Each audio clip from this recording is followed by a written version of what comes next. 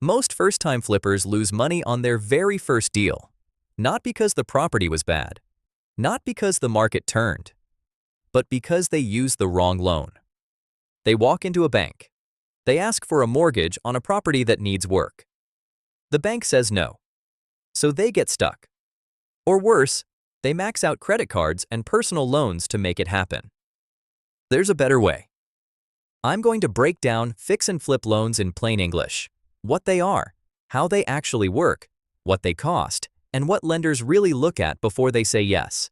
This is Clear to Close REI, where we make real estate lending make sense.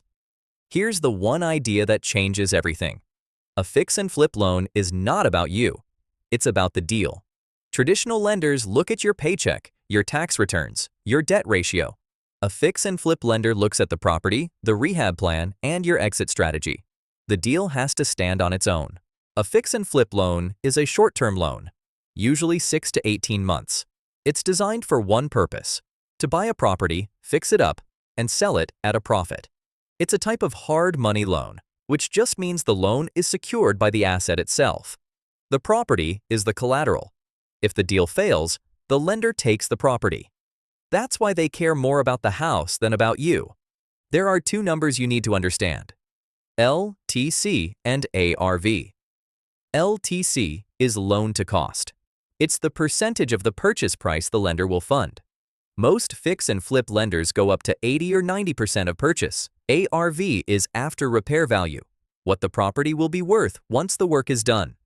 Lenders usually cap the total loan at 65 to 75% of ARV, so the deal has to have real equity baked in. Otherwise, the lender won't touch it. Here's the trade-off: speed and flexibility cost money. Interest rates on fix and flip loans usually run 9 to 13%. Origination fees, what lenders call points, typically run 1 to 3 points. 1 point equals 1% of the loan amount. The term is short, the cost is higher, but if the deal is right, the math still works. So what do lenders actually check? 4 things. The deal itself. Does it make sense on paper? The property. What's the condition and what's the ARV?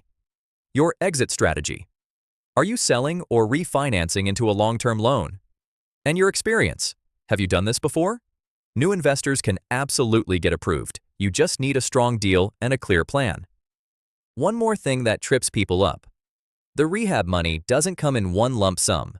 It comes in stages. This is called a draw schedule. You complete part of the work, the lender inspects it.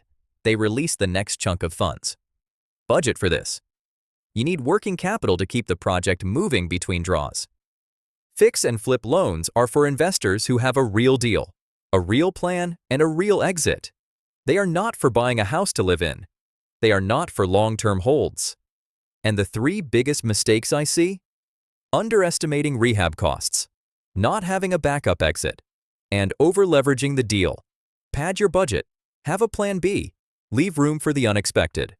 So that's the fix and flip loan. Short-term, asset-based, built around the deal, not your paycheck. It's a powerful tool when the numbers work, and a fast way to lose money when they don't. Next week, we're breaking down bridge loans, how to buy before you sell.